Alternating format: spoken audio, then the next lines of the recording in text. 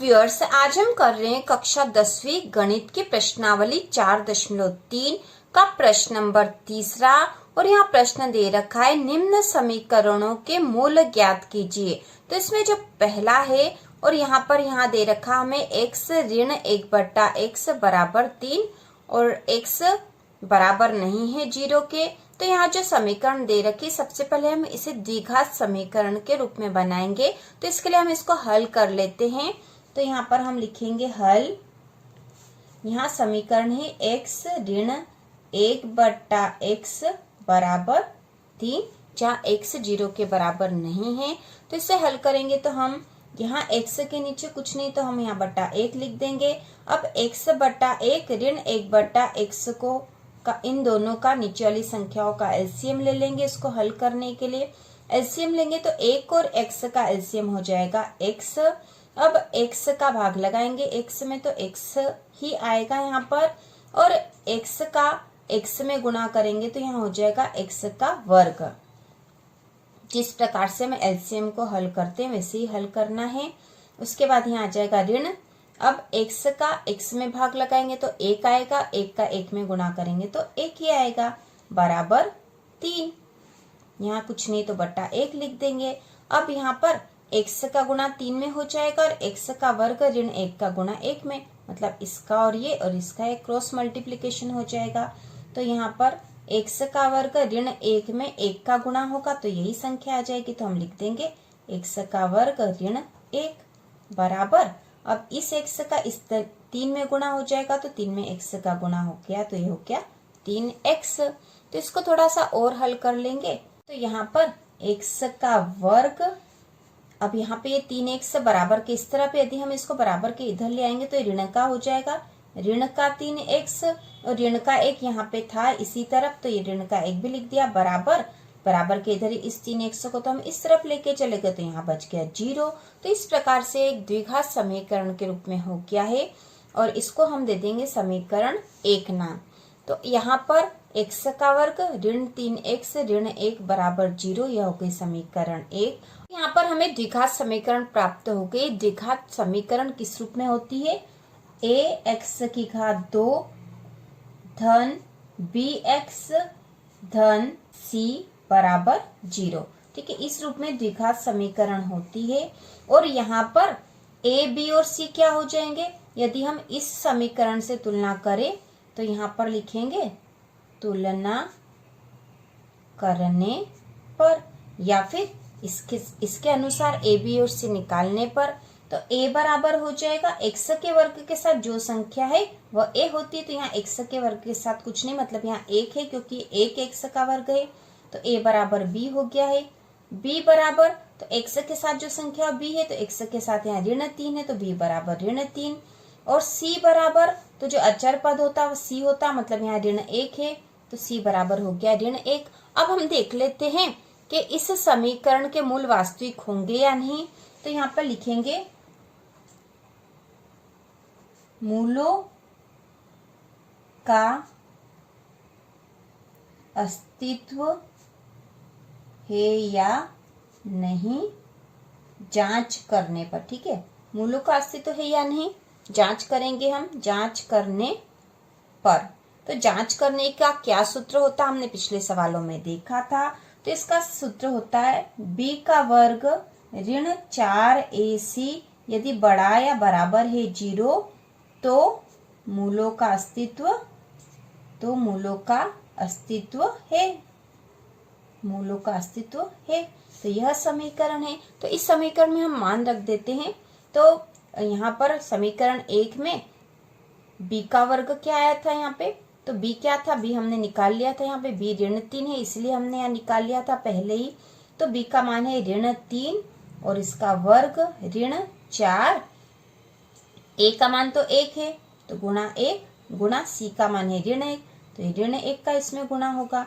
तो अब इसको और हल कर लेंगे तो ऋण 3 का वर्ग मतलब ऋण 3 में ऋण 3 का गुणा, ऋण में ऋण का गुणा करेंगे तो धन हो जाएगा और 3 में 3 का गुणा करेंगे तो 9।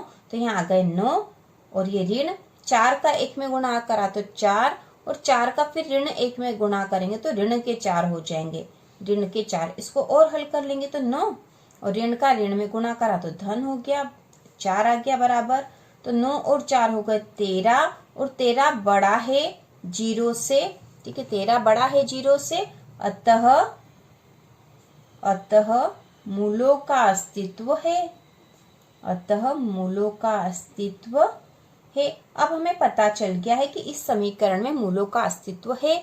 अब अतः हम इसे हल करेंगे, तो इस समीकरण 1 को हम हल कर लेंगे द्विघाती सूत्र का प्रयोग करके, और उसमें से हम मूल निकाल लेंगे। हम इसे द्विघाती सूत्र से इसके मूल निकाल लेंगे।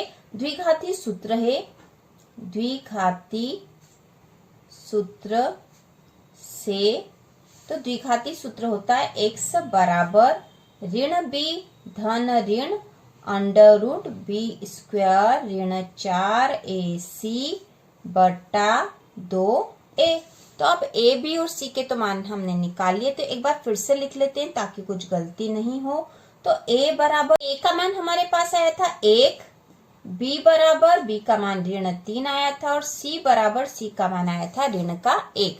अब हम इस मान को सूत्र में रख देंगे, तो हम लिखेंगे x बराबर ऋण b का मान है ऋण का 3, तो ऋण का 3 धन ऋण अंडर रूट b² मतलब ऋण 3 का स्क्वायर ऋण 4 गुणा a का मान है 1 गुणा c का मान है ऋण का 1।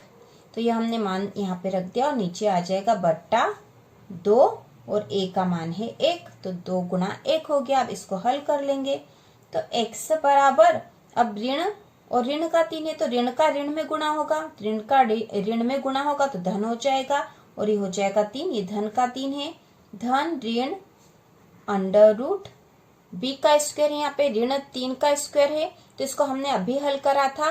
ऋण का ऋण में गुणा होगा तो धन, और 3 का 3 में गुणा होगा तो 9 हो जाएगा। तो यहाँ आ जाएगा 9 ऋण 4 का 1 में गुणा करा तो 4, 4 का ऋण 1 में गुणा करेंगे तो ऋण का 4 आ जाएगा यहाँ पे, बटा 2 का 1 में गुणा करा तो 2 हो गया यहाँ पे।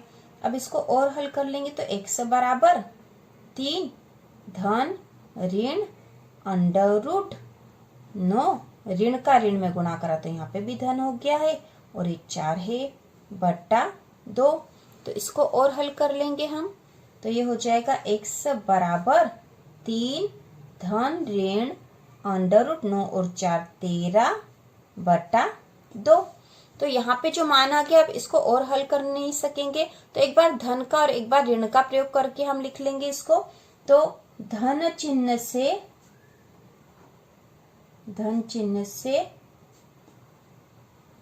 हल करने पर, तो धन से इसका मान आ जाएगा x बराबर, अब यहाँ पे धन ऋण 2 चिन्ह थे, तो एक बार धन का प्रयोग करके लिखेंगे 3 धन अंडर रूट 13 बट्टा 2। और इसी प्रकार ऋण चिन्ह से हल करने पर, ऋण चिन्ह से हल करने पर, तो ऋण से जब हम हल करेंगे तो हम लिख देंगे x बराबर 3 ऋण अंडर रूट 13 बट्टा 2। तो इस प्रकार हमें x के 2 मान आ गए हैं, और यही 2 मूल है जो कि हमें ज्ञात करना था, और यही हम लिख देंगे। यहाँ पर हम लिख देंगे अतः समीकरण के 2 मूल x बराबर 3 धन अंडर रूट 13 बट्टा 2 व 3 ऋण अंडर रूट 13 बट्टा 2 है, और यही इसका आंसर है। तो इस प्रकार से हल हो गया है। तो यहाँ समीकरण हमें द्विघाती समीकरण के रूप में नहीं थी, तो पहले उसे हम द्विघाती समीकरण के रूप में बदल लिया। फिर हमने देखा कि इस समीकरण के मूल वास्तविक है या नहीं, तो हमने देख लिया कि इसके मूल तो वास्तविक है, फिर हमने इससे द्विघाती सूत्र से हल कर लिया। तो मूल वास्तविक है या नहीं, उसके लिए हमें जो सूत्र है वो याद होना चाहिए, और द्विघाती सूत्र भी याद होना चाहिए, तो हम इसको आसानी से हल कर लेंगे।